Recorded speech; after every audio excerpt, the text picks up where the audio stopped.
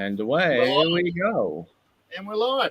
Hey guys, how are you? It's Crafty or Craig from Craftworks Distillery, and this is Aussie Craft Distillers shooting the shit. So tonight we're going north. We've been south, we've been west, we've been east. We've been east? No, we haven't been east. We have not been further east. Yes. Oh, yes, we have. New Zealand. We went to NZ. New Zealand, yeah. Yeah, we did. So yeah.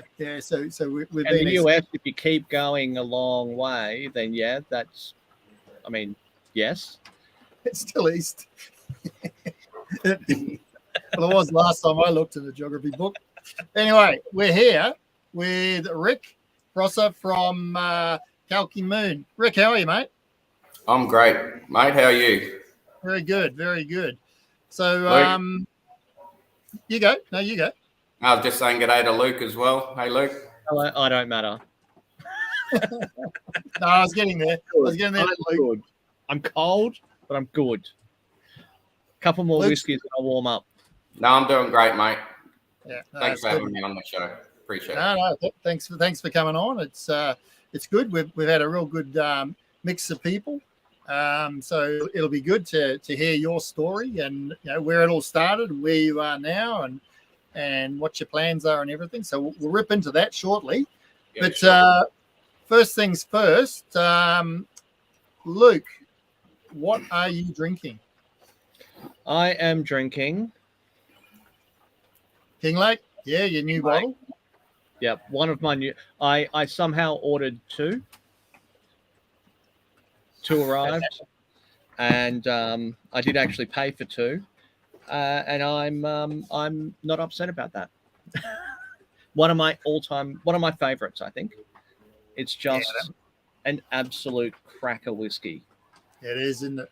And I reckon I'll get through two bottles pretty quickly. Have to put a standing order in, I reckon. I might have to. They're going to have to do a subscription service or something, so I don't have to think about it. It just arrives like a happy surprise. Just turns up. One less thing to worry about. Yes. And what about you, Rick? What do you got, mate? I am flying the flag for Queensland, right, and I'm drinking Nil Desperandum rum from the Sunshine Coast. So that is the boys. They also go under Kavoo Distilling and do Sunshine and Sons gin. Right. So yes. Matt Hobson, Michael Conrad, and Adam Chapman, head distiller. So supporting the Queensland guys with their rum as we get closer to releasing our dark rum. So there's some good things coming through in Queensland in rum world. So yeah, it's a tasty drop. Nil Desperadum. I'm going to have a bit of a look. Yeah, no, it's an interesting name. Latin or nothing to despair. Mm. Right. Fair enough. So that's their rum brand. They sit under that for their rum. Right. Yeah. But yeah, there's some really good rums coming out of Queensland of late. So hopefully ours can stack up to the rest of them when it comes out, hopefully later this year. Well, we will get into that. Yeah, with your pedigree, your knowledge, and what's going on in rum world, it's an exciting time, isn't it? It's real good. It's real good, mate. Yeah. Well, why don't you take us back right to the start? To the start when you thought, I want to have my own distillery. What were you doing then, and what was the impetus to make that jump? A lot of people do know my story, but there's some that don't. But I was fortunate that I spent 13 years at the iconic Bundaberg rum, where I basically learnt to do what I do. So I was there from 2000 to 2013. Myself and two colleagues around 2009-10 decided to push the envelope a bit with the business, and there was a premium product that was flagged as their premium at the time, and we decided to push it a bit further and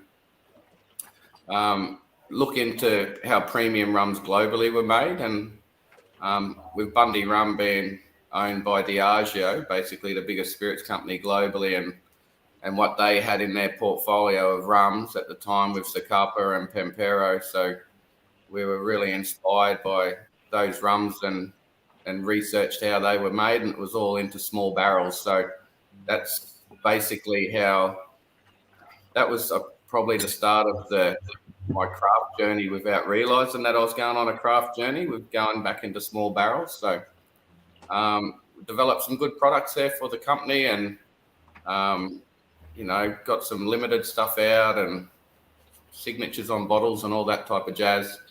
But in 2013, I was approached by a local businessman to set up a distillery in Bundaberg, and I thought that would be a great challenge to go into the craft world after being in the commercial landscape for so long. Kylie thought I was absolutely crazy, chucking in my first full-time permanent position to go and take a risk to set up a craft distillery under a businessman. But I took that leap of faith and went out and had a go. Signed a 3-year contract. And during that period, I really learned a lot. I learned a lot about myself. I learned a lot about customers, the local consumers, saw the start of the gin revolution here in Australia, with 4 Pillars starting to come through, and Archie Rose and Sasha at Adelaide Hills. So I saw the beginnings of that. Got that business to a state where at the time it was either do I stay or do I have a crack on my own? And like most of us at one point in our time, we want to be the captain of the team. And I had a chat to Kylie and I said, what do you reckon? Do I stay or should we try and rustle up some money? Because, working for the man, it's not a huge amount of money coming in that way. So, and then to try and set up a distillery. But it actually, what it showed me over those previous 3 years showed me that at that point in time, we didn't need a whole heap of capital to get going. And so we took the leap of faith and away we went. When I finished the contract, we basically a month later had signed a lease on a premises.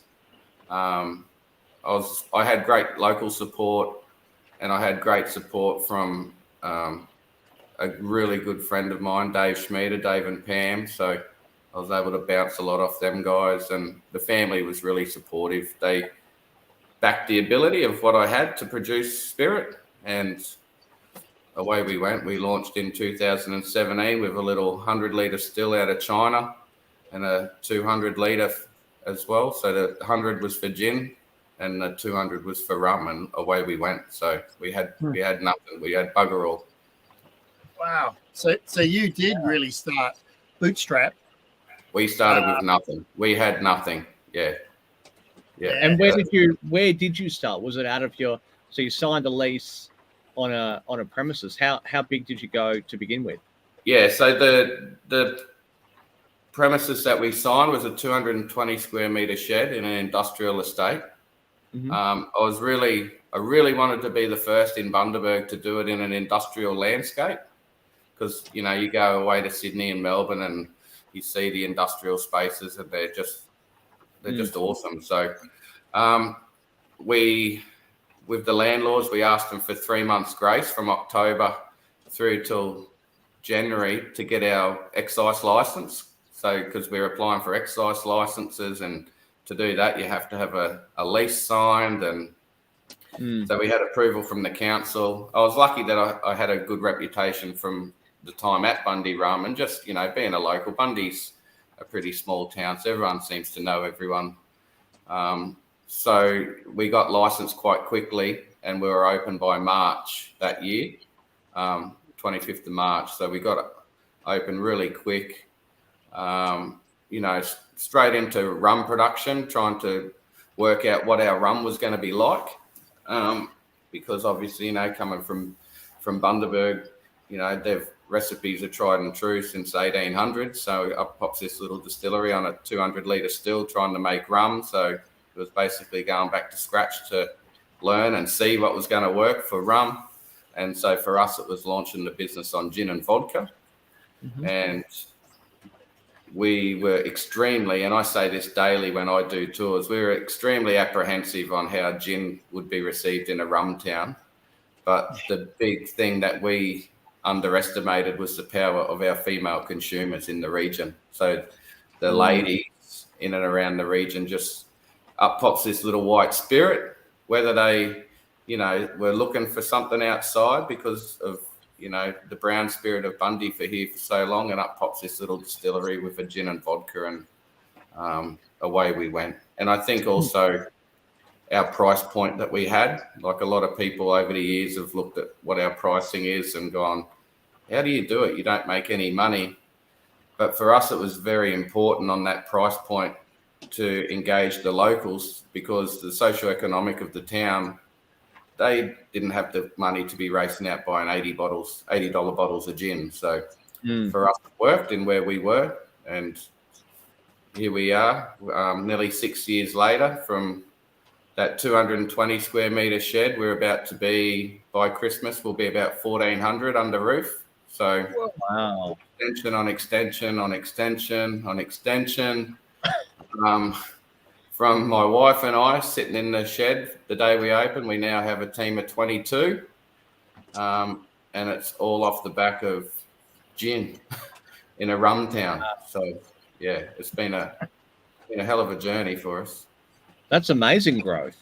It's been quite phenomenal. It's been a big transition for me as well, because had to learn how to be a businessman, where everything for me is it comes from manufacturing. I'm a manufacturer, so to learn to be a boss and have those hard conversations with staff, etc. now is all new learnings to me. So, but I've got a really good team, and most of them are family anyway. So, yeah, you can tell them where to go and know that they'll be back in the morning.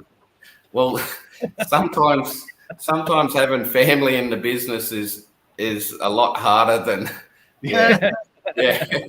So, but no, we're extremely proud of what we've been able to achieve, and we've been really embraced locally by all the locals, and as well as the local businesses and the big guys. The Bundy Rums of the world and Brewed Drinks have been so supportive, and a lot of the Australian distilling industry got a little bit of a touch of that last year when Bundy Rum opened the doors for ADA members to come through their distillery and have a bit of a look around. So, so it was really good. So, it's been a good journey for us. And now you've certainly got a range. Sorry, Crafty, go on. I was just going to say, Rick, how did you approach gin as a rum maker? Right, you're coming at it from a very, very different perspective, I suppose. And as you said, gin, you were pretty at the start of the gin wave. How did you approach it from a research standpoint, from a development standpoint? What was your approach? The thing I was extremely lucky with at Bundaberg was I was basically the head blender for a period of time, and then when the master distillers stuff started coming through, it branched into blending of rums, etc. So we were basically in the blending house responsible for every product of Bundy that went into bottle. So there'd be days where we could be bottling 65,000 bottles a day, a couple of different SKUs. So a lot of blending involved, and blending in Laos, which, is a really big part of blending. Yeah. So that really set me up. And then being at Bundy and with Diageo, being exposed to Tanqueray and Gordon's, so we had that little inkling of gin. But it wasn't until I left Bundy and went out as a consultant to start up that other distillery that I basically, while the owner of that distillery was trying to get licensed and find premises, I went on basically a gin pilgrimage at the time. That was pretty much the first spirit that I chased was gin. And I've always been honest with this story. I jumped in the car, and I'm originally from Newcastle, so I went down to see family, and I went up into the Hunter looking for barrels for rum, and stumbled across the Hunter distillery, and went into the distillery there, and here's this little gin, their Copper Wave gin, and tried it and fell in love with it. And I went, wow, how good is that for Australian gin? And that's when I really clicked on to gin and went on the pilgrimage and started buying, and at that point of time, this is back in 2014, there wasn't the 6 bays of gin that there is now in Dan Murphy's. You'd only have like maybe 5 or 6, and 4 Pillars had popped in there, and West Winds and Archie Rose. So it was then coming down to doing a lot of research, like everyone, jump onto YouTube or whatever books that you could find and learn about botanicals and start coming up with the recipes. And the exciting thing that I loved with gin was that instant feedback.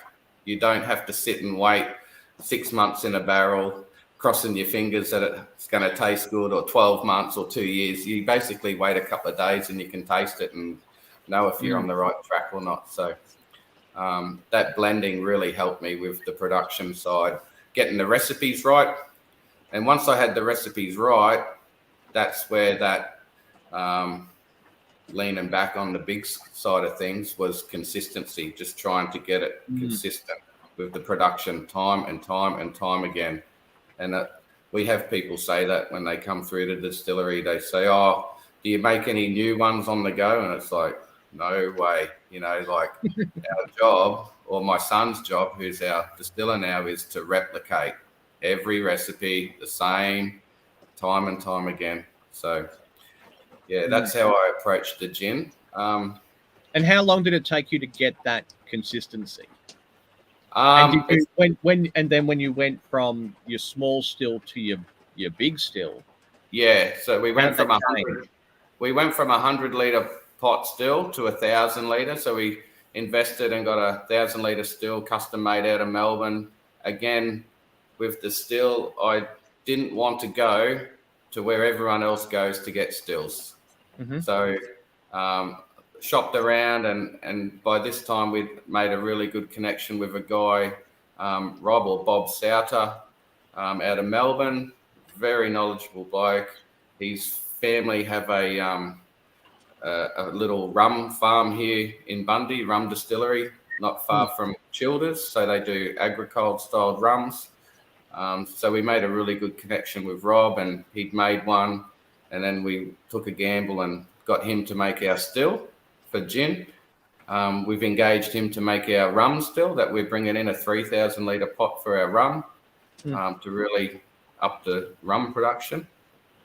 So that was the stills, but it was the Laos, making sure that the Lao blend was right when we upscaled the botanical recipe, because all of our gins that we make are London dries. So we have that soak, that maceration time we have a 2-day maceration time with our gins.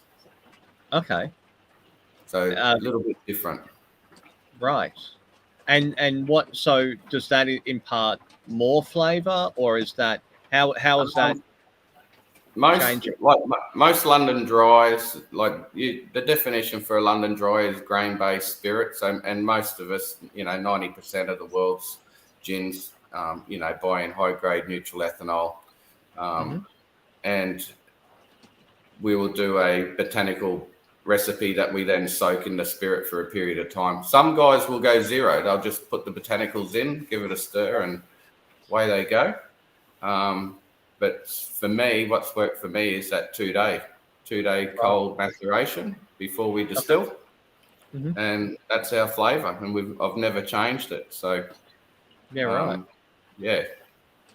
And how did you come up with the botanicals themselves? So, of course, you've got the standard ones that you have to have in a gin. But then you've got your. So I'm looking at the Australian Premium, which I'm guessing is your signature starting point. Yeah. Given that it's $56 a bottle. That'd be in a 350 ml. That. Yes, it is too. Yeah. Still. The premium sits at about 80, I think now. 81. Yeah, our biggest seller for our business is our classic gin, which is at $48, $49 a bottle, but it's a 37% gin. And that's the one where we've had a lot of people over the years tell me that I'm nuts for doing it. Yeah, But, sorry, I didn't notice. I didn't see that. I got down Yeah. to the and because that it's in a different bottle as well. yeah, it's in a more of a square type of bottle. That one's national now through Liquorland, so that keeps us pretty busy in that sub $50 space, which is pretty rare. And we've just had to increase prices again due to. So it's that's a pretty straightforward, simple blend of 5 botanicals, and that's the one that really helped build our brand, because we were able to get the locals to put down the Gordons, Bombays, Tanquerays, and drink Australian-made gin, especially in our demographic here in Bundy. But it's just trials. It's like everything. And, I'm a real traditionalist in the way I try to make alcohol and stick to, gin's got to have juniper. So the most amount of botanicals that go in to our blends are juniper, followed by coriander seed or angelica. And so I don't try to reinvent the wheel or keep it, or make it, I've got 26 botanicals in our gin, because the human palate, we can only pick up so many. So why go crazy with it? So. Yeah, So nice. you mentioned that you've built a regional support. You had local support, and that was important in the start, and you built from there. But to take it national, that's a whole different ball game, isn't it? That's you've got to have as you said, you've got to have consistency. B, you've got to have pricing, but C, you've got to have the ability to open those doors. Was that all new for you? Because you said you have a manufacturer's background, so the sales side of it, was there a lot of learnings in that for you? I was fortunate that in that little period between when we were setting up the distillery, I was working with a local bottle shop who, they supported us immensely and still do to this day. They taught me a bit about wholesaling, etc. This is one thing, and because we had Dan Murphy's through our doors 3 weeks after we opened in a little 220 square meter shed with a 100-litre pot still, and it's like, what do you guys want? But I do give Dan's credit. They jumped on the craft side of things really early. Coles have been a bit later to the party, but they're doing really well. The thing that I've got some close friends throughout those chains, and I've said to them, what I believe they need is more of a tiered system, because they treat us like they treat the big guys. And so, and all those learnings, we're not used to those learnings where, I know for a fact that Diageo in Sydney, they will have a team of like 6 people that will deal with Endeavour Group and Dan's. And then they might have 4 that deal with Coles. But when you come to your mum and dad businesses, it's mum and dad dealing with the big guys getting treated the same. So it's all those learnings that they should really put some education into to help. And they're great advocates for the craft industry, and they sponsor awards and all of that type of stuff. But the thing with the national distribution, and I've had some great advice about this, if you can't back it up, and I think this is where we might fall down, is that if I can't have someone in WA going into stores to check in and say, hi, I'm George from Kalki Moon, I'm here to check up. If your product doesn't sell, it gets pulled off the shelves and you don't get put back on. So it's a funny one. It's a balance. Like, do you put on a national accounts manager at 150 grand a year and have him flying all around the country checking in on as many stores to keep it going? It's a hard one. It's hard. The challenges of the small guys. I can relate. I was approached. When was it? I'm trying to think now. Probably 2 years ago. Very, very small scale, but I didn't have the stock I didn't have the continuation of stock. I didn't have any infrastructure, and realistically, I had to say I can't do it. And Yeah. the initial looking at it and what was required, from a paperwork perspective, a reporting perspective, and that, it was just, it was it's not me. Yeah, a lot of distilleries get scared off by them. But they are, they are very helpful. It's like the ATO. If you have any issues with the ATO, the first thing you should do is ring them and talk to them. Yeah, because they are pretty lenient in, if you, and it happened to us. It happened to us early times. We had a massive order come through with one of the chains, and the excise component was massive, and we didn't have it. And so the first thing we did, because you get put in a 30-day payment or something with the chains, and then you sit waiting for your payment, but your excise is due. So you got to just make the call and talk to the ATO and sort it out. And they're usually pretty good when you talk to them. No, I agree. The ATO, all the dealings I've had and people that I talk to have had dealings with the ATO, they've all been pretty positive. Yeah. Yeah, no, that's good. Yeah. So you've been, what's your role, Rick? What do you do now? I mean, you said you run the business. What does that entail? What's a day in the life of Rick now? I've had a pretty interesting personal year this year. I lost 2 mates to suicide this year. So that kind of I reevaluated a bit, and Kylie and I, since we opened, we were basically, she was there 6 days a week and I was there 7 days a week.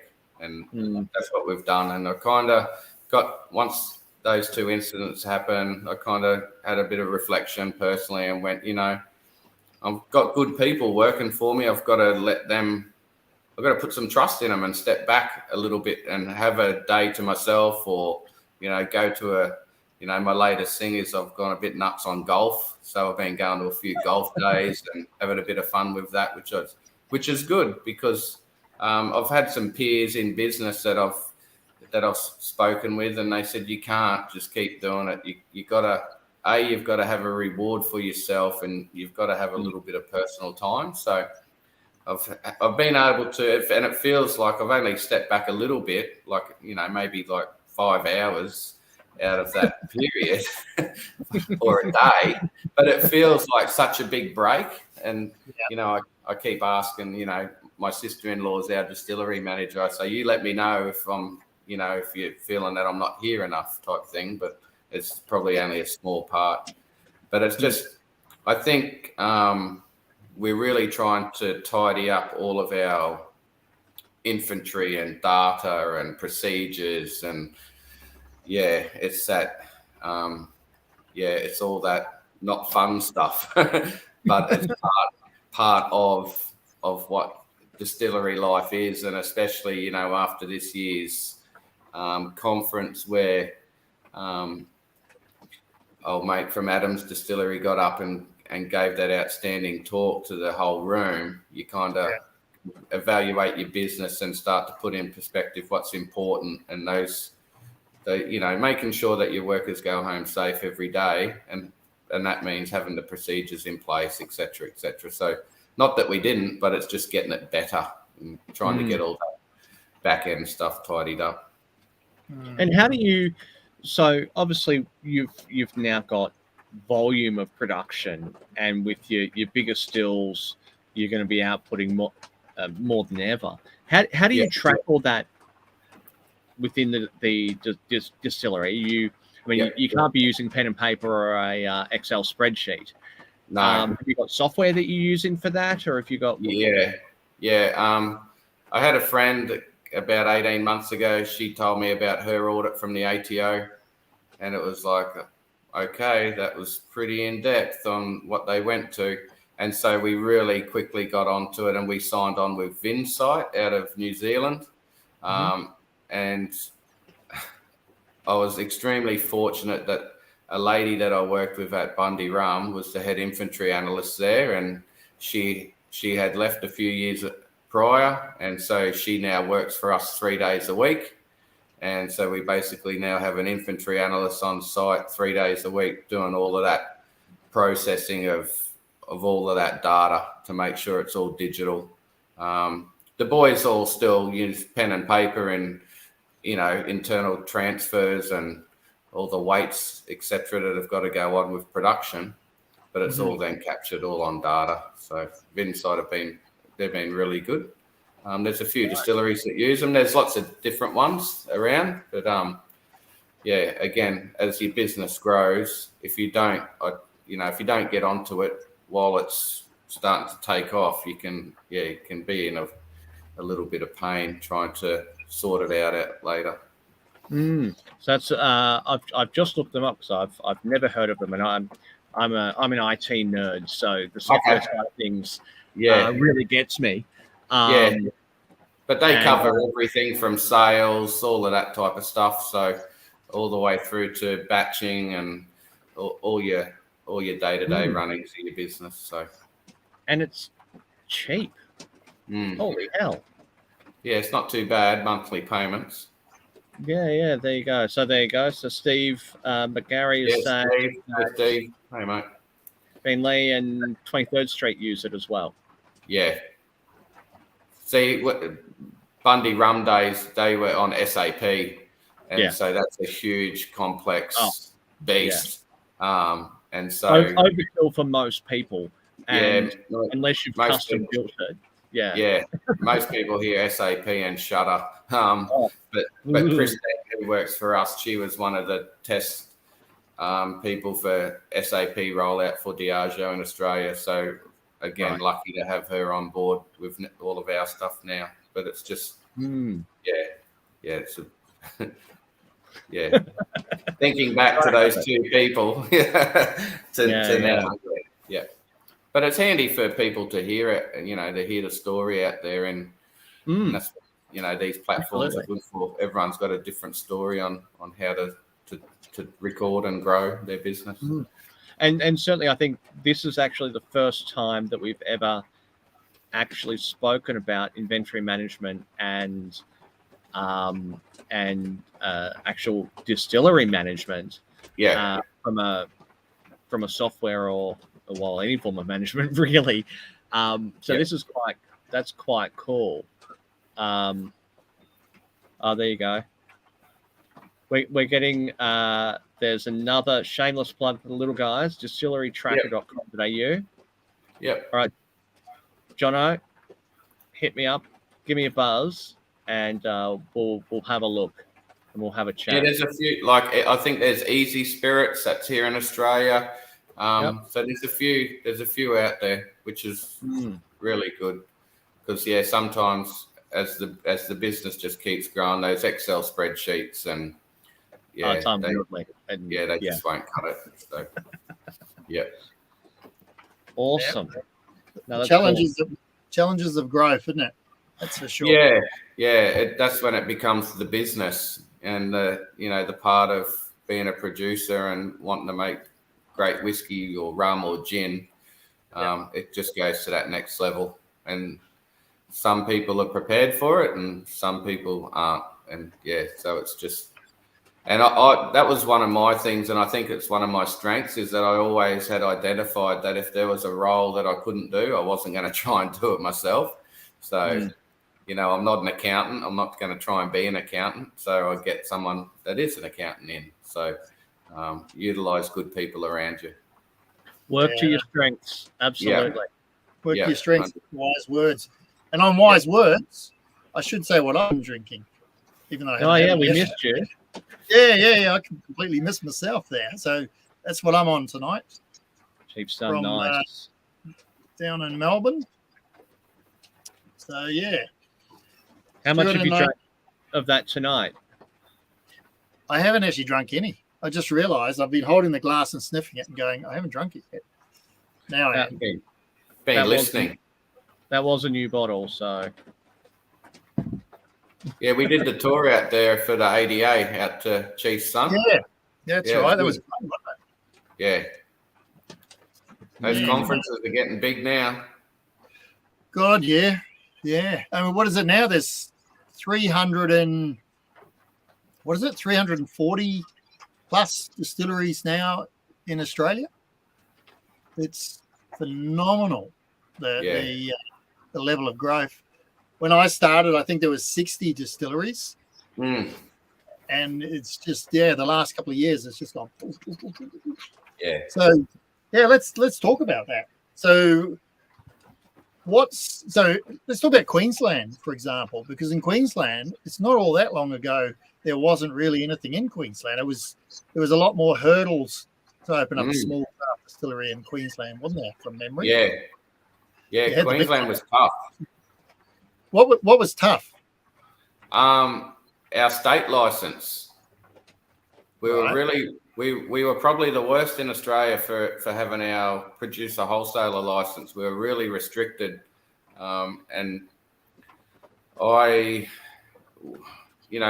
when you start up a distillery, you get invited to go to the regional show, or you get to food and wines, and etc. etc. In Queensland, we could go to do a food and wine or a show and do tastings, but we could not sell a bottle. And so we could not sell a bottle. And my argument was, we got invited to a food and wine festival regionally. There was 20 wine producers there, all in a row, doing tastings of wine and selling bottles. And then they had us over in another little section doing tastings. And, I've always had a couple of liqueurs in our range of products at 20%. And then you look at a wine guy who's got a liqueur at 19 or 20%, and it's like, what's the difference? Why can he sell and why can't I? And so I was fortunate at the time that the local member in Bundy was my prefect at high school. So I got straight onto him and just started pushing the envelope and raising the question in Parliament in Brisbane. And then at that same stage, Dave Ridden from Grandad Jack's started getting on board and opened his business at the Gold Coast. A year or two later, Matt Hobson from Sunshine and Sons Cavoo jumped on. So had three of us basically as, little pit bulls at the state government to say, our license isn't fair. You're restricting us. You're happy to give out the producer wholesaler licenses, but you're restricting us from going to events to sell our product. We're not selling 500,000 bottles. We're mum and dad businesses that are trying to grow our brands. So Dave Ridden really led the path from that point on. He was close to Brisbane from the Gold Coast and really drove it home. And we got the license changed because they were really focusing on craft beer. And, it seemed like in Queensland, the spirits industry was the naughty boy in the corner. So we kept fighting, and they rolled out the craft artisan license here in Queensland. So we basically lost that producer wholesaler, become craft artisan producers, which was limited on how many on volume. So the likes of, the Bundy Rums of the world couldn't get this license, which meant that, if we rocked up to a food and wine festival, we could sell, and we knew that, the Bear or Bean Lee weren't going to be plonking next to us. So we pretty well, and then in our cellar doors, in our tastings bars, we are allowed to pour any other Queensland artisan producers products over our bar as our tastings bar. So we went from a really prehistoric license to a really bloody good one. So that's why you've seen the emergence of distilleries in Queensland over the past 18 months, because they've now got a platform to sell on. And I think we might be around the 40 odd, maybe even more. I'm not sure. So it's really gone in Queensland. It's taken off. Wow. 40. Yeah, that's amazing. So, do you feel a bit of a little bit of pride that you've been the leader of that march and enabled?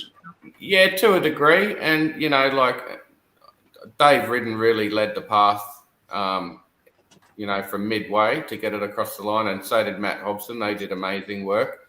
But us, the three of us, Matt, Luke, Dave, and myself, we're all on the committee of the ADA. So we kind of we have to fight for the members that are in the ADA, and that's what I kept saying. It's kind of like a restriction of trade. The excise manufacturer's license is free, but the state license you get charged for every year. But then they say, no, you can't go to a craft festival and sell a bottle of booze. So I saw it as a restriction of trade. So, but yeah, it's nice to have got it over the line, and get Queensland back instead with the rest of the country. Not because it's been, when I first met Crafty down in Hobart, at that period of time back in 2017, that was December, I think it was, yeah. November 17. For us up here in Queensland, it felt like Australia stopped at Byron Bay. Nothing really happened further north, and we didn't really get looked at any further than the border. So it's nice to see the other distilleries throughout Queensland. We've got some, the guys up in Cairns, the Wolf Lane boys, are doing really well with their gins around Australia. So and a lot of people say, they're all your competitors, and it's like, no, they're not. We're not competing. I think Kathleen from Nipper Courage puts it well when only 2% of all spirits consumed in Australia is Australian made. So there's plenty of pie. Absolutely. Now, I've just been looking through your website, and I happened to go down through your merch section and noticed a beard oil. It's entirely off topic. Yes. And then I thought, all right, I'm going to check out our team page. Yep. There's not a beard amongst them. No. It's too hot to have beards in Queensland. Good. Okay. Yep. Good point. That was developed. So with all the spent botanicals from the gin. Yeah. Yeah, that was a little project that I was quite proud of early on. We throwing out all these beautiful botanicals, and we had a friend of the business who made soap. So she's just run with it. She does bath soaps and bath bombs and beard oils and all this stuff from all the spent botanicals. So she's developed her own little business, which is great for her. And we give her the botanicals every time she needs them, and the rest of them will go to. We give the rest to the Endeavour Foundation here in Bundy for their worm gardens, for their mulch cultivation. So, yeah, we try not to waste any of the spent botanicals, or same with the Dunder with the rum production. It goes out to Oz Chili, so it gets used as fertilizer. Yeah. Yeah. Awesome. And I would assume that you're also you've got a bit of sun up there. And now that you've got what is it, 1,200 squares? That's a lot of roof space. How do you go powering and cooling all of that? Is that do you bother?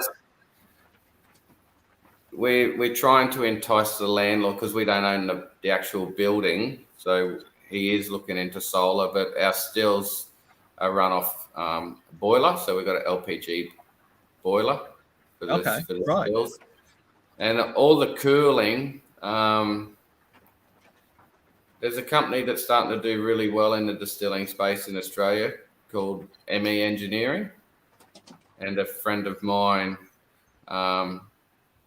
is well involved in that business, and he's been able to help me out immensely. Steve was he was one of the head engineers at Bundy Rum when I was there, and he designed their, very humble man, he designed their single wash column. So and he's kind of helped me out immensely with the cooling side, and a cheaper way of doing it, instead of just plonking in a 20 kilowatt chiller or 200 kilowatt chiller and walking away. We've done some different things to try and work on the cooling and reduce power. So because I would imagine that just going traditional cooling would cost an absolute fortune, and just trying to on a daily basis.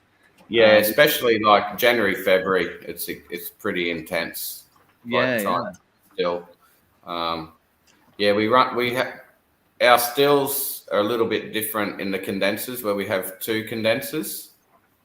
So the first condenser is always oversized. It's a very big condenser. So if you see a picture of our gin still, the big 1,000-litre copper one, you'll see 2 condensers on it.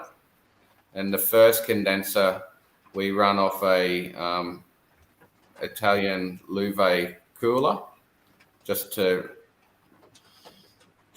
basically dropped it down into a distillate, and then we'll chill it on the secondary condenser with a little 17 kilowatt chiller. So instead of having a big massive chiller run all year round, in summer that's pretty well how it'll run, and in winter it barely runs at all. So just the flexibility. So you've been pretty instrumental in putting this all together, Rick. You've come from a background, you know what you're doing, but you've also said, you've mentioned a few times tonight, friends. You've got a lot of friends which have helped you on the way. So you place a lot of importance on that, I would imagine. Oh, 100%, and still making good friends today, and still learning. I've developed a really good relationship with a great man up in North Queensland. Become great friends with him, Paul Williams, up at Bingle Bay Distillery. Probably got one of the most far out looking stills in Australia, big vacuum still that he designed himself. And it's, and we'll talk for a couple of hours all about. And when we talk about rum, most of the time when we talk about rum, we don't talk about how to distill it. We talk about fermentation and all that side of thing with the rum production. And, Paul's nearly 75 years young. And, he goes to the ADA conferences and he's there and he's amazing. And so, you learn so much. You're always learning. You don't ever stop learning, and everyone's got something new coming through or a new technique. And so that's the beauty of the industry. And that's, before when I said we're not competing against each other, and that's what I think the industry will go with. So many distilleries starting to come through, will become our own little hubs in each state, I think. So you'll still have the big guys that are national, but there'll be plenty of pie for everyone, I think. Yep, he's opening. That's the case. Let's talk about barrels, eh? So your focus going forward is rum. That's what you're getting close to launching your first rum and that. Yeah. So let's talk about that. Let's talk about where you are with your rum. But then also, I'd love to hear your take on barrels.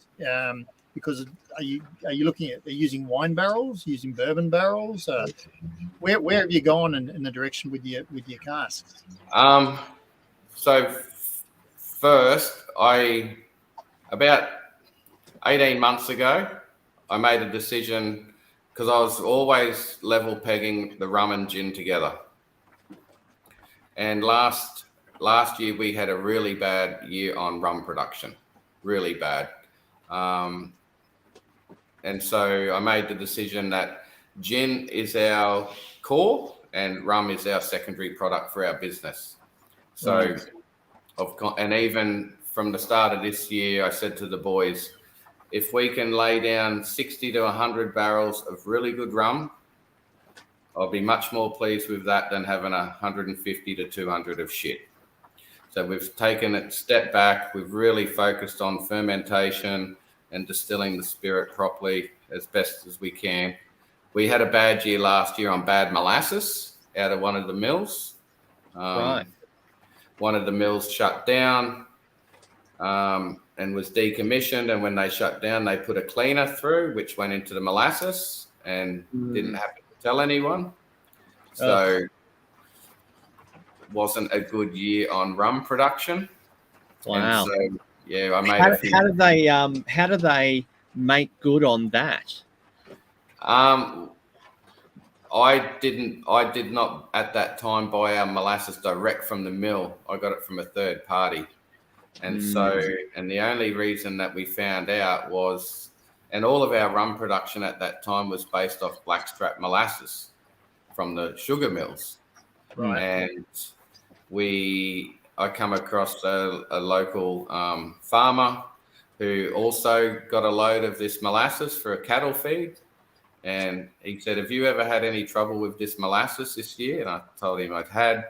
And he basically said he put it out to his cows for feed and they wouldn't touch it for 2 weeks. And he got it analysed and they found cleaner through it. So that was because we had a funky taste through the smell and through the distillate that we couldn't get rid of and we didn't know what it was coming from. So, yeah, we now know what it is. So, so that really changed the goalpost into what we do with rum. We make sure now all of our blackstrap is sourced. We've got full control over it, and the blackstrap, we only use that now to make our spiced rum and our rum liqueur. Right. And all of our premium rums or our unaged rums or our plant cane, our cane spirit, is A-grade refinery grade molasses. Which obviously then has a cost impact. Yeah, but opposed to the price of the bottle, it's not a huge amount. So really good quality stuff. But then in terms of barrels,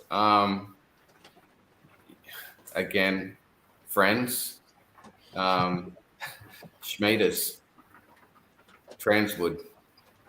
So, you know, I've known Dave. Dave was the head cooper at Bundy Rum. He still is. You know, he's been there since 1970. So I've had a huge connection with Dave and, you know, learn a lot from Dave in regards to barrels and listen and learn. And but for me, what I always do for our rum is we always start off in ex-American bourbon.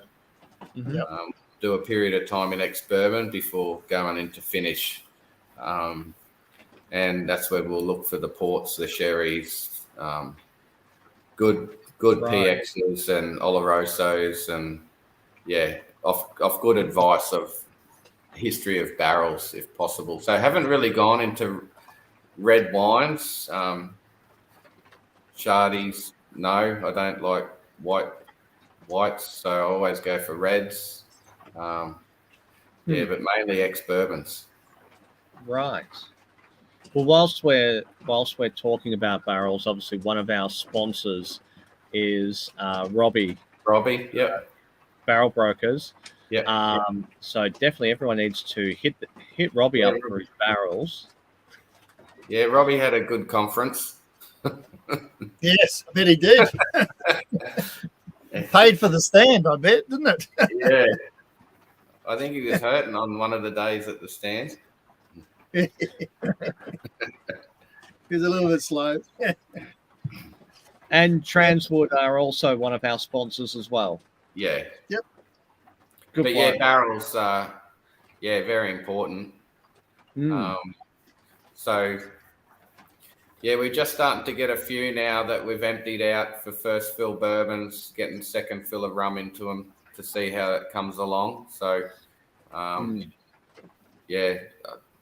think people will be hanging on to their barrels as the price keeps increasing on them. So, how many barrels of rum would you have down at the moment? We've got 230 down at the moment. We're starting to empty. And they're small barrels. 200 litres. 200 litre barrels, right? Mainly 200. Yeah, we got a few hogsheads in there at 300. We were able to get, the odd nice sherry and some nice ports out of some of the cooperages, but mainly all ex-bourbon.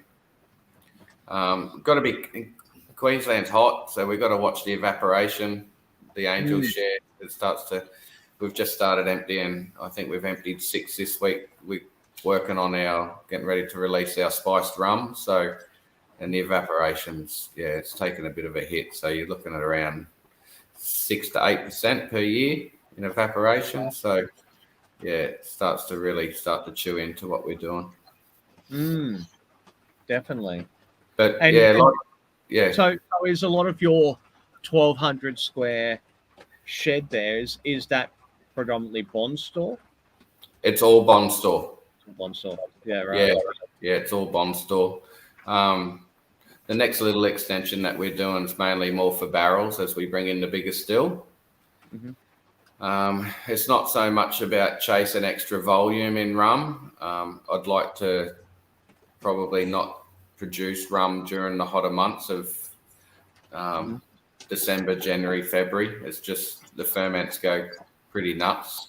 And we're not fully automated on the fermentation side of things. So, the 3 a.m. trip over, and we're 12 minutes away from work, but the 3 a.m. drive over to check on fermenters and stuff like that, adjust cooling, it's not fun. So, because the town water will be at like 29, 30 degrees when we pitch the yeast. It's really hot.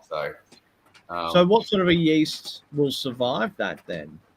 It'll pitch at that, but it'll just take off really quick. It gets really fast. So, and then you've got to be on the chillers to try and cool them down. So, it's a lot nicer making rum in the cooler months of April, May, June, with a nice slower start to get going. So, having that bigger still up at 3,000 litres will allow us to not distill a couple of months of the year for rum and focus on keep the gin in stock during those real busy periods. Because that's the thing that bread and butter is going out the door. Yeah. Wow. So have you got many more things sort of, I mean, you've got a decent list. And you said that you're mainly focused on consistency and getting it right every time. So are you going to be releasing other things, or is there anything new coming out? The spiced so we're releasing a spiced rum, but with our rum side of the business, I'm not chasing a volume. It's just, it's nice to, the guys at Nil Disparandum are ramping up for volume of rum. Sydney Rum Company, Steve was giving a shout out earlier. They're ramping up for volume of rum. So, rum's still coming. There's some good ones coming, but it's still, the Australian market's still simmering on the rum. I still think it's still a couple of years away. So it'll be nice to have, a spiced rum, a bit of dark. I'm just waiting on some packaging to come through to try and get that finalised. I'm happy with what I'm ready to release. It's about 2.5-year-old, so it's lovely. It's about 21 months ex-bourbon and finishing off in some lovely port barrels. So, if we can get 700 bottles of that out the door, that'd be lovely for a first release of rum.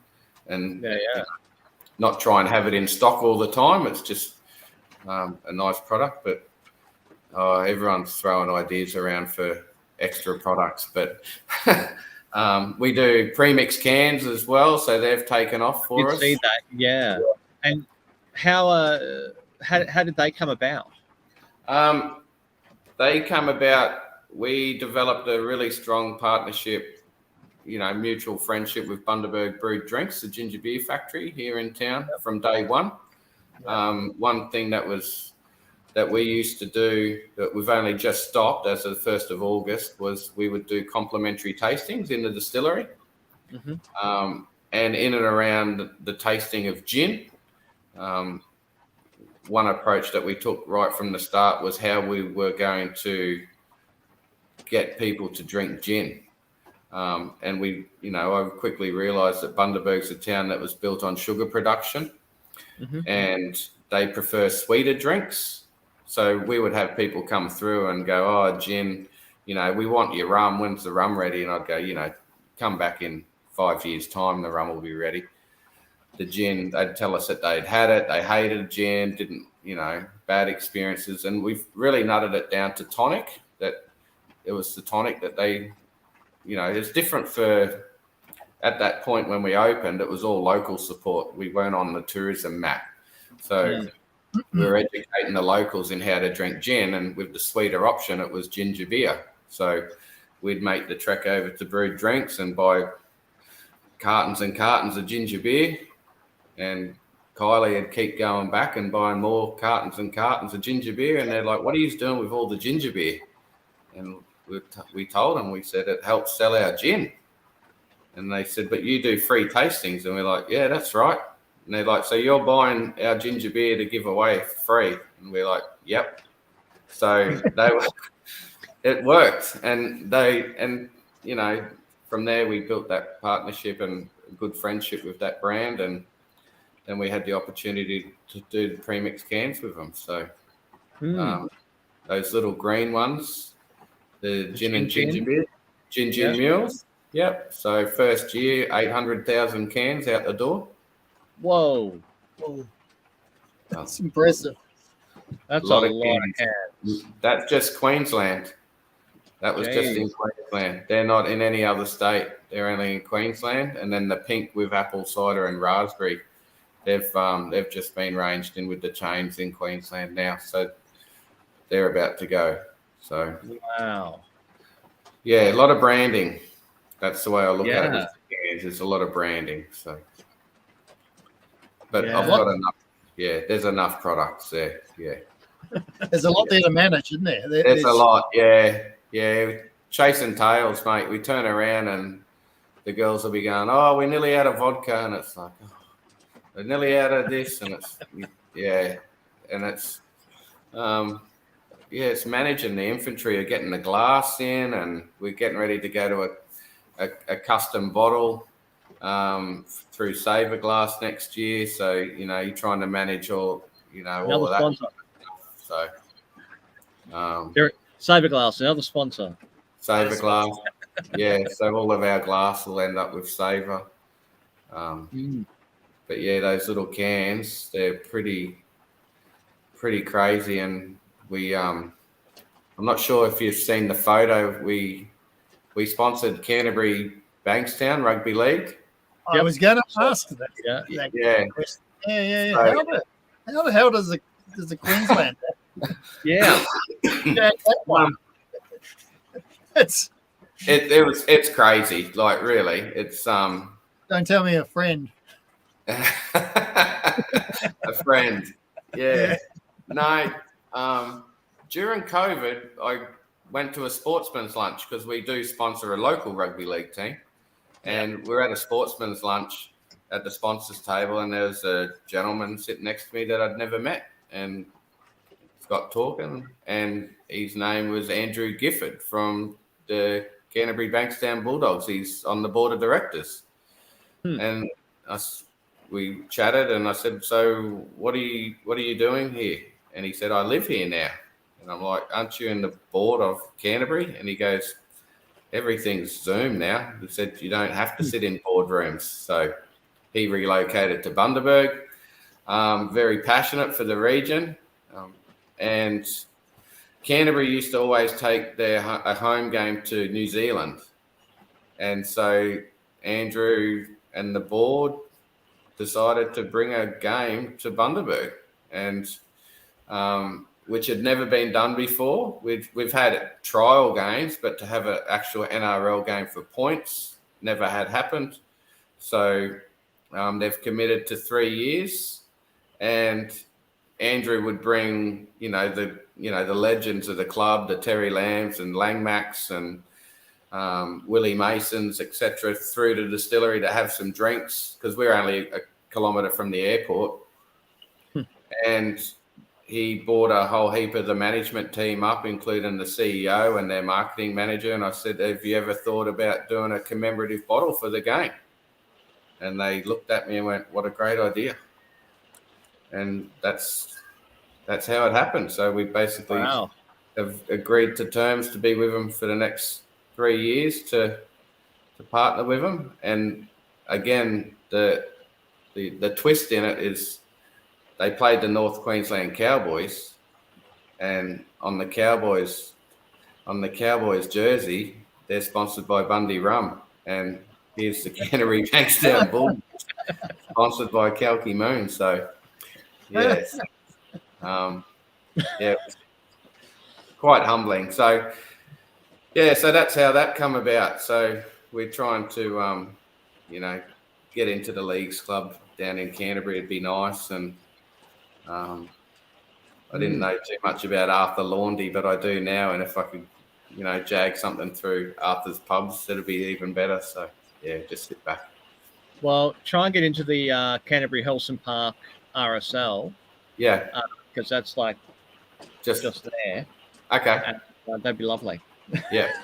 Walking distance for you. Yeah. No, they've been amazing. They've been fantastic. So, yeah, I think someone put up a comment about the Knights. I'm proud Novocastrian. So there it is there. So, yeah, official drink for the Knights. I think Canterbury are on the way up. So yeah, they're looking pretty good for next year. Yeah. Well, I'm just putting through my order for a few of your bits and pieces there, because I just can't help myself. And ordered. Here comes the rain. I did get the oil because I've got something to oil up. So I look forward to giving that a crack. No drips on the head coming through, Crafty? Sorry, guys, it's raining torrential here, and I'm struggling to hear now. Yeah, your little caravan. You're gonna have to get a new caravan, mate. Oh, I've had this one for a few years, and it's starting to show some signs. Yeah. So we've the eccentric electrician was just saying he's going to order some gin, and the aged gin. The barrel aged, yeah. If he doesn't, now he's been shamed into it. Yeah. He's going to have to. Yeah, the barrel aged, lovely product. There's not a lot of barrel aged gins in Australia. There's a few, but certainly not as many as the I guess you would call an Aussie gin. Yeah. What are you aging your gin in? Ours is a little bit different in what we do with our barrel aged. So ours has been an ongoing process since we got licensed in 2016. So it's called Solstice. I trademarked the word Solstice, and it's how I age the barrel aged gin. So select the cask, and the first year we used an rum barrel that was coopered by Dave Schmieder. It was Baltic or European oak from some decommissioned vats. And we filled the liquid. We use our premium gin to make our barrel aged, and we filled the barrel on the summer solstice. Right. Okay. And we aged it from the summer solstice to the winter solstice. And on the winter solstice, we take the liquid out and store it on stainless. And on that same day, we refill the barrel with new gin and age from winter to summer, and take that liquid out and blend the two together. Oh, wow. Yeah, wow. It's quite a process. Yeah. On that summer solstice, we start again with a brand new barrel, brand new liquid, and go again.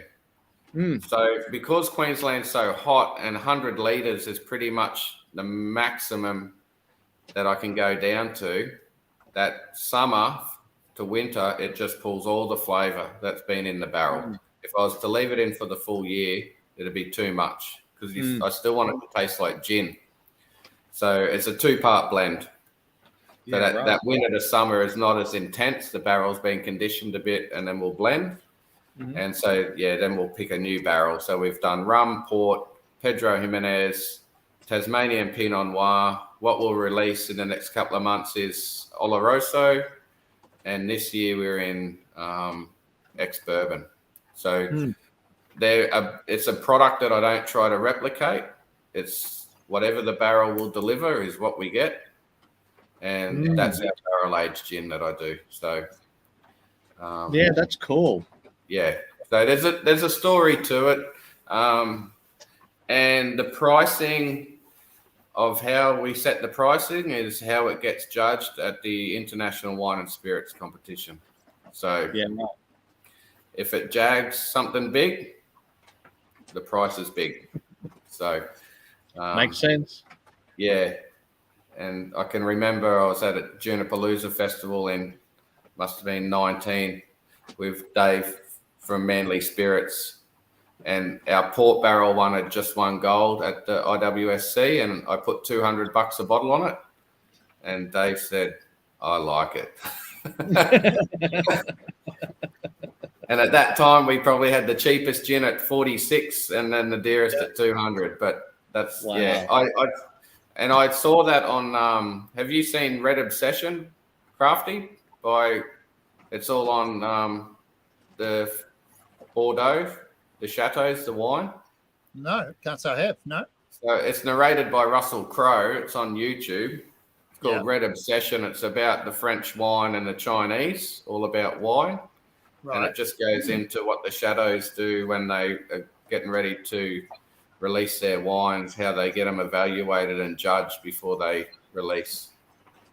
Because you could be selling a whiskey that's gold at a price that's worth way more. So that's what we do now with Solstice. Wait till the judging comes in. It's a clever approach. Businessman. Had to be a businessman. That's what my wife tells me. So Kylie's noticed some changes in you. Pardon? Kylie's noticed some changes in you over the years with the business. I think so. And this behind me is not mine. That is Kylie's. Right. So she's the gin connoisseur in the family.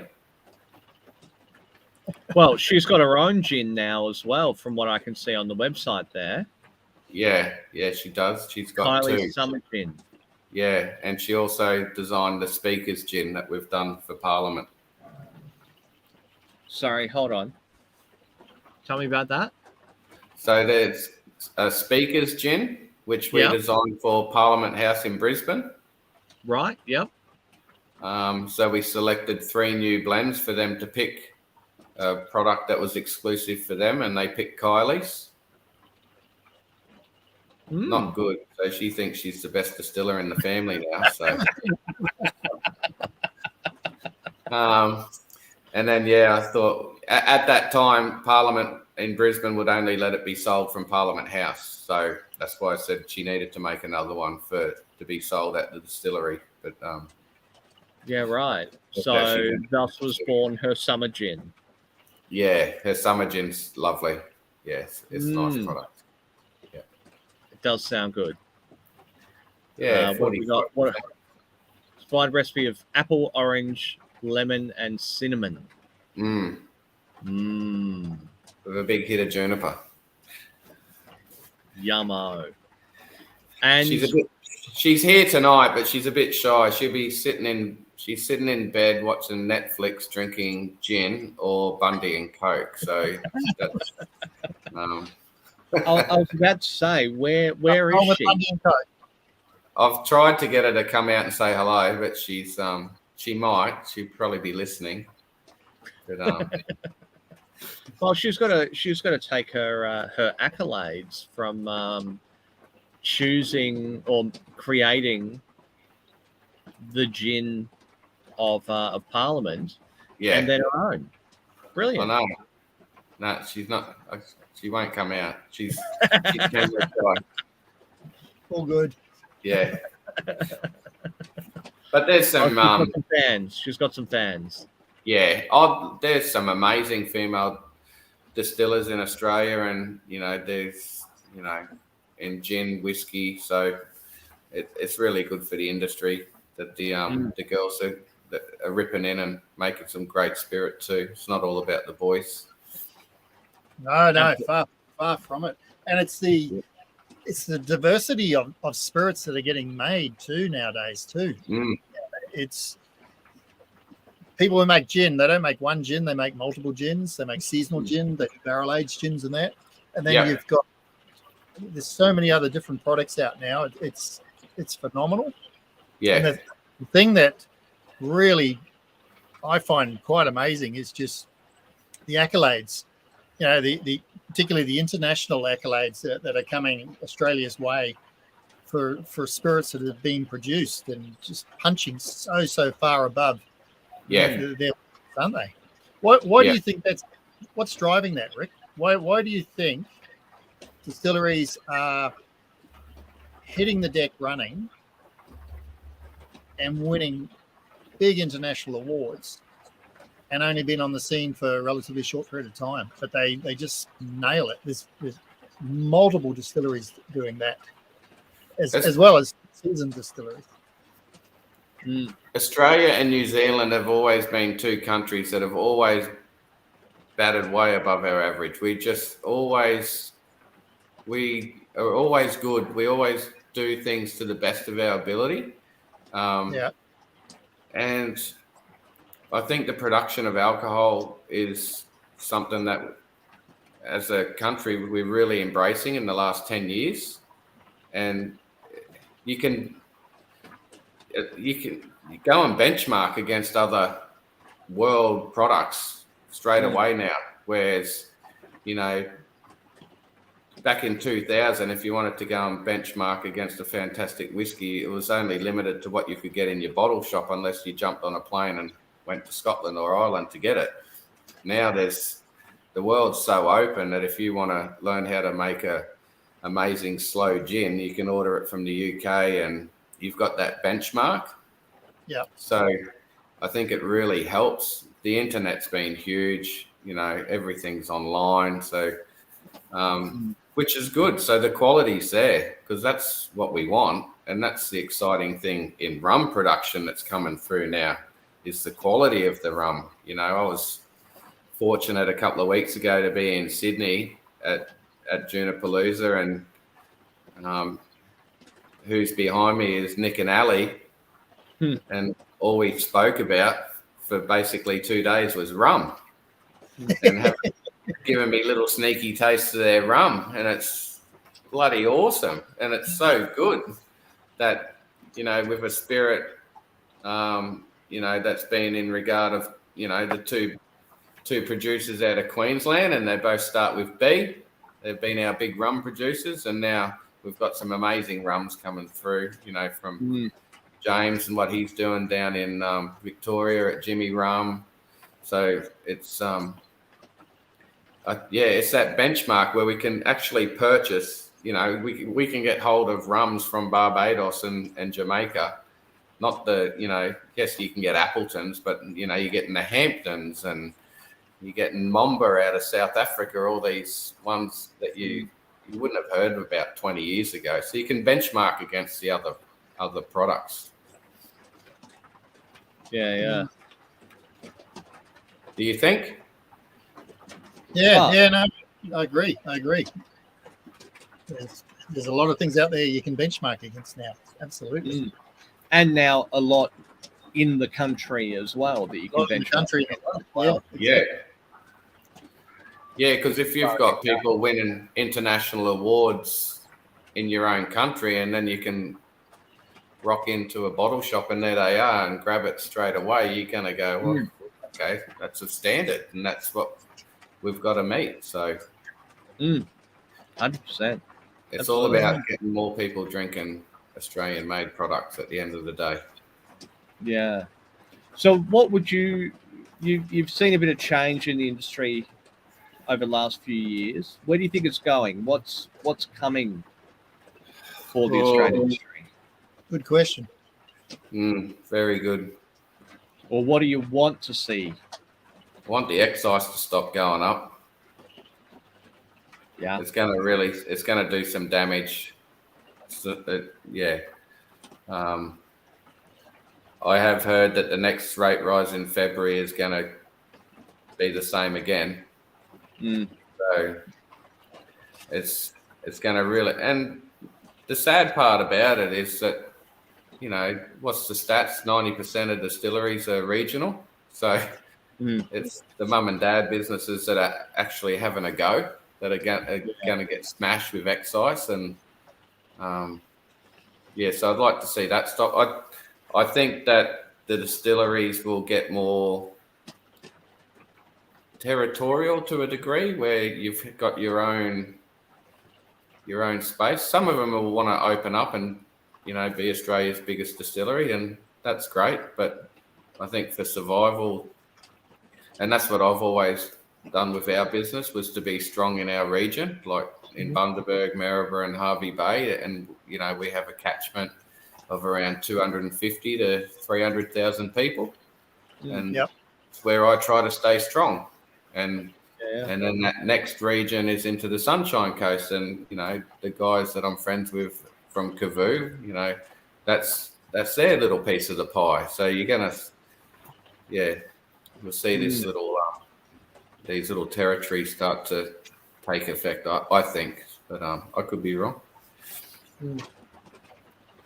No, I think owning your own area, is going to become increasingly more important. Absolutely, and it's if you look at what happening in Australia, but happened in the US with craft brewers. You had a craft brewer in every suburb, and they owned their suburb. It was part of the community. So those connections with the local community and working with fellow producers in that community is going to become increasingly more important. Yeah, I agree. I think so. And I think education will play a big part in that as well, to the consumer. Because the consumers, we sit at about 40 to 45,000 a year through the distillery, and we do tours 7 days a week, twice a day, and we tell them about the excise. We tell them about the age statement on rum, whiskey, and brandy, and they don't know. They don't know. 90% of them that come through the door have no knowledge about alcohol or the laws in around it. So that's why we really try to give them that knowledge, so they walk away and go, I learned something on that tour. That was really helpful. And then it's more, it engages them in your brand. And so I think that'll be a big important part of going forward for distilleries, is to educate and be and one thing that I really wanted for our business was transparency. So I wanted people to know who made it, where, on what. So just to, show that it's good spirit, let them ask the questions. You should be able to answer them for them. Yeah. I'm not sure whether it's how relevant it is to rum. I know we've spoken a bit about it regarding whiskey, but is there a sort of a rum terroir? Yeah. Terroir, do you think? Yeah. There's a lot of education to happen around rum. There's rum's a difficult category because of the age statement. It's especially around the white, and we have a cane spirit, and this is what we say on the tour, and they look at us when we say, oh, this is our cane spirit, and they look at us with a weird look, and what's a cane spirit? But as soon as we say, look, essentially it's an Australian unaged white rum, they're like, oh, okay, we know what that is. But legally, we can't call it rum. It's not rum. But on export, to the US, UK, we basically can call it a white rum. So there's a lot of opportunity. It's that's a real hard one. Unless they're from South Africa, they know what a cane spirit is. But here in Australia, they don't know what a cane spirit is. And I was always, prior to us releasing that product, I was always one for it has to be 2 years on wood to be called rum. But on one of the ADA conferences, I called up and had a really good conversation with Paul Messenger. And he was talking about, the agricole style rums. And he basically said, and I agree to him 100% now, is he said those products aren't designed to be on wood, to have cask influence. They're fresh. They're ready to be mixed in cocktails off the still. And it's only been since we've had that product and the education around it where people don't know what it is, I've kind of swayed a bit on that. And there's a few others in the industry now that are looking and going, oh, maybe an unaged white rum is a sensible way to go. But it's almost the gin of the rum world, isn't it? It's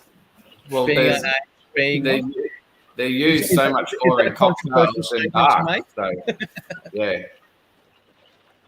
Yeah, I mean, look, I love a white rum. I love a coconut white rum. There's nothing better than a lovely coconut cocktail sipping on the beach or around the pool with a lovely white rum. Yeah. It would be lovely if we could call it an Australian white rum. Yeah, but you can. But the crazy part around it is that it's got to be aged for 2 years. Yeah. It's got to come out of barrel. It's going to be coloured, and then you've got to carbon filter it to get the colour out, and you're going to strip all that flavour out. So you're going Which defeats the purpose entirely. It defeats the purpose. Yeah. My concern early was that I was more worried about the multinationals coming in just with cheap shit and just flooding the market with crap. But there's most of those beautiful cocktails that rums are used in, majority of them are from a white, not a dark. So it's been and our plant cane, our cane spirit's a lovely product. It's just bloody hard to sell because they don't know what it is. So, is it something that could go into the premix cans? Yeah, but you just still can't call it rum. Yeah. We're seeing the whiskey industry, like what do you call it, Crafty? A new make spirit. New make or how many new make spirits of whiskey would you use in a cocktail compared to a unaged cane spirit or white rum? So Bugger all. New make. New make is it's not something that's sold that much. As far as I'm aware, I had limited success with it. It was good in some cocktails, but I know what you mean. A white rum, totally different. Very different taste. I think Mark Aywood, Winding Road Distillery. He's had pretty good success with his agricole releases. And that's he started. He's making some great spirit. So the guys at Husk, Bricks, Jimmy Ram, Capricorn at Burley. The boys, they were up in Rockhampton. They were previously sale yards and now down in Burley. They're doing some great stuff in rum. So it's exciting times. And then you've got our good friends at Blackgate, Janice and Brian, making amazing rum out there. So it's exciting for rum. in Australia.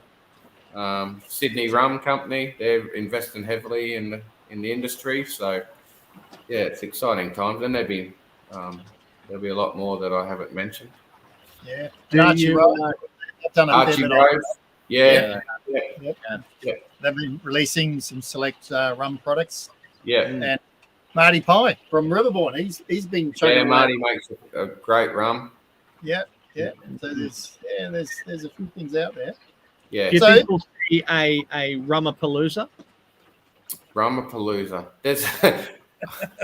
There's a couple starting to get going in regards to little rum festivals in and around, but yeah, I kind of stay put a bit now.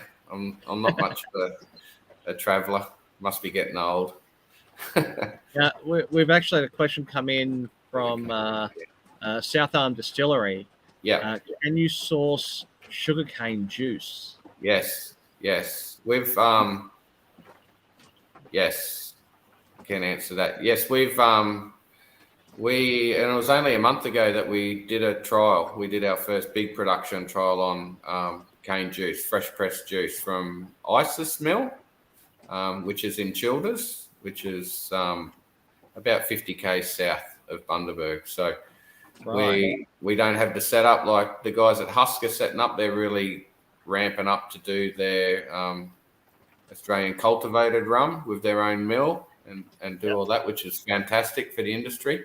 But yeah, we can get fresh pressed juice from Isis Sugar Mill. So if anyone wants any details, I'm sure the mills will be happy to do that. Yeah, you've got to move pretty quickly, don't you, Rick, with fresh cane juice? You've got to get on it that day. Yeah. The last year when we got one IBC through, they left it the day after, and when it turned up, it was ready to. That 1,000 litres was about to. It was about to go. So I made this year we upped it to 6,000 litres that we fermented out, and we picked it up that day and got the yeast straight into it. Wow! And it's made really great spirit, really nice spirit. I was introduced to cachaça by a Brazilian mate of mine, and I think he made me a cocktail of just cachaça and a glass of sugar and ice. Yep, like a caipirinha. Yep, caipirinha. Yeah, absolutely. Holy hell, that shit was dangerous. What a great drink, though. Oh, so good. Oh yeah. So good, but dangerous as all hell because you just knock them back and not even notice. Yeah, I think like in and around the retail space with the major chains, they're all talking tequila or agave. Yeah, as the next big thing. Yeah. I think that white cane spirit or a white rum with these cocktails I think they're gonna it's coming, it's slowly coming, it's getting ready. So as Scotty ex Oak Barrel would say, there's a rum renaissance coming. He's been saying that for a number of years. I think he still preaches it, but I mean, people talk about rum, and my experience with people who drink whiskey, they're aware of rum and they delve into rum, and it's another brown spirit to explore.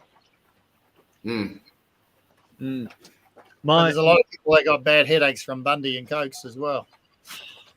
Yeah, I've had many a bad experience, and a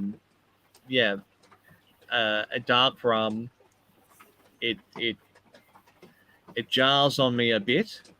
I don't think my palate's adjusted to it yet, but I think that's because I've been drinking shitty rum.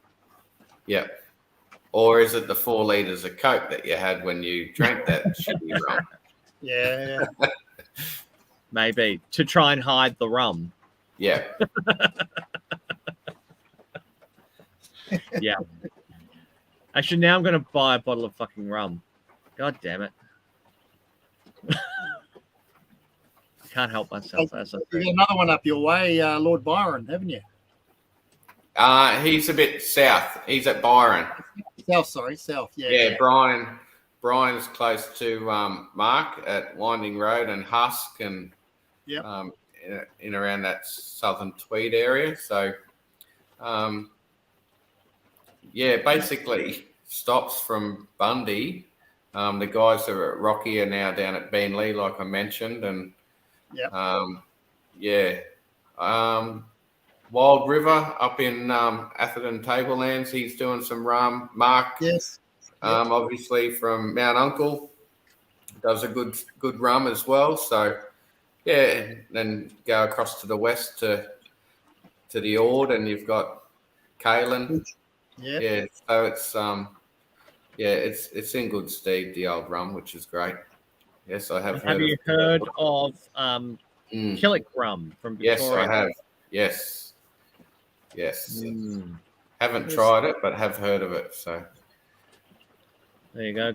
Good quality rum is amazing. A lot of the cheap alternatives have weird off flavors on the palate that force you to mix it. Yeah. Yes. Yeah. I think that's what I'm drinking. Yeah, I think that's what a lot of the rum producers of the day are trying to do, is to put out rums that you can just drink straight, like a great whiskey. So it doesn't have to be drowned out with Coke. Yep. And that's our objective with our rum category, is our cane spirit, our spice. Yes, go ahead and mix it by all means. But when it comes to our dark, we want them to drink it straight, or a splash of water or on ice, not drown it out with Coke.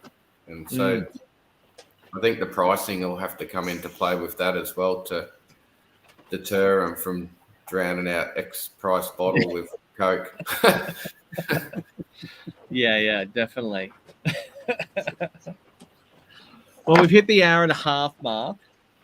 Do we have any other questions from the audience before we call it? Because we've just had we're getting well into the rum. We're getting a few questions come in. Anything else before we sign off? Whilst you're thinking, we have already spoken about a couple of our sponsors. We probably should talk about the others as well. Yeah, bring it up. So we've spoken about Robbie and Barrel Brokers. We've spoken about Saver Glass. We've spoken about Transwood. Youngie. Of course, we can't forget Youngie, good friend of the show. And Wine and Oak. Yep, Wine and Oak. And ECL. Give them a call. CCL Labels, of course, who Crafty uses himself. Burnsy for your stills. We really should check up on whether he actually wants phone calls or not. But of course, we do have water.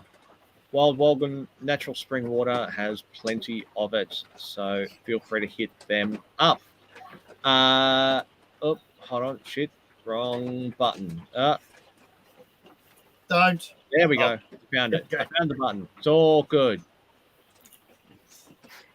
Is Todd in New Zealand yet? We don't know. I told him that he should use the Wi-Fi on the plane. Obviously, he doesn't have Wi-Fi. Yeah, I think he'll be arriving around 12. Yeah, he'll be in the air now, definitely. Now, we do have a couple more questions come in. All right, so the eccentric electrician, have you considered bright, high ester, light, low sugar rums? Yes, we've been funky ass. We've been really trying to just sort out our standardized rums, and we've got them, much to the despise of the wife. We do have the muck pit out the back full of growth and maggots and all of that to create these products down the track, but it's something that we'd love to get into, is the high ester stuff and a lot of that funk. The great question. The guys at Nil Desperandum, Kavu, are far more advanced into that than we are. So again, it's another, and I think Killick in Victoria are doing one as well. So it's another, string in the bow of rum production. It's kind of like having those really big, heavy peated whiskies that you have those really funky high ester rums. So it's good for the category. Yeah, right. I guess that leads into another question from William Rawl. How do you deal with your rum stillage waste? I'll answer that one offline. all of our first lot, all of our dunder currently, we've got a 30,000 litre tank that our dunder goes to, and that all goes to a company here in Bundaberg called Ozchili, and they use that as an organic fertilizer for all their chilies and avocados. So I know a few guys that have been stuck before with where to get rid of their dunder. But yeah, the stillage side is a lot of dilution to get rid of that to trade waste. So yeah, We'll chat about that offline. yeah.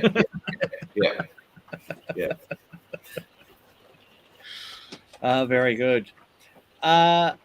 Right, I think we've hit the hour 41. We probably should call it a night before Crafty gets washed away.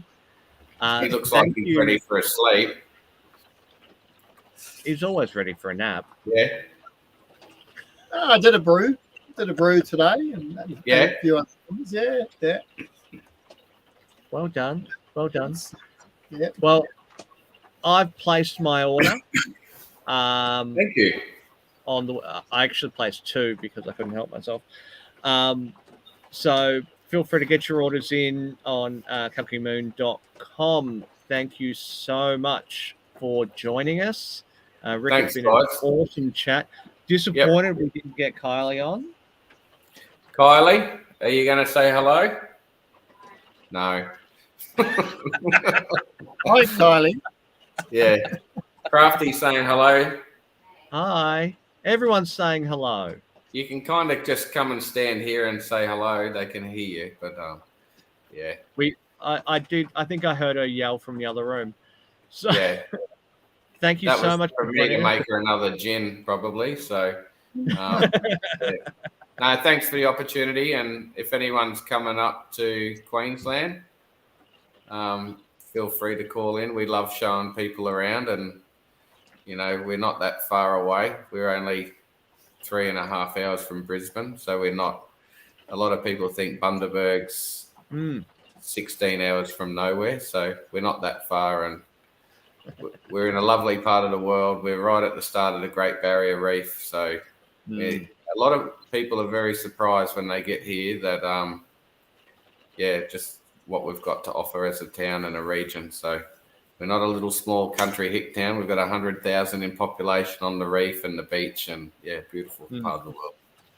Lovely. Well, I'm looking forward to sampling the flavour of Bundy. Nearly as good as Crafty's caravan in the rain.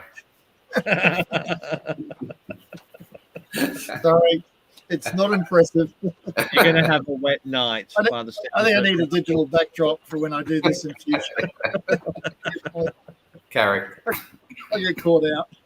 Anyway, thanks, Rick. Appreciate it. No worries. Thanks, guys. All right, thank you, everyone, for joining us. Please like and subscribe. We will be back in a couple of weeks. Who have we got online next, Crafty? Do you know? Got to check. We do. Got to double check. All right, I won't say who then. I'll let you double check first. Yeah, no worries. Good. Thank you all, and hopefully we will see you again in 2 weeks' time on the 29th of September, if we're lucky, if all goes well. Otherwise, we'll find someone else. Thanks, guys. Thank you all. Cheers.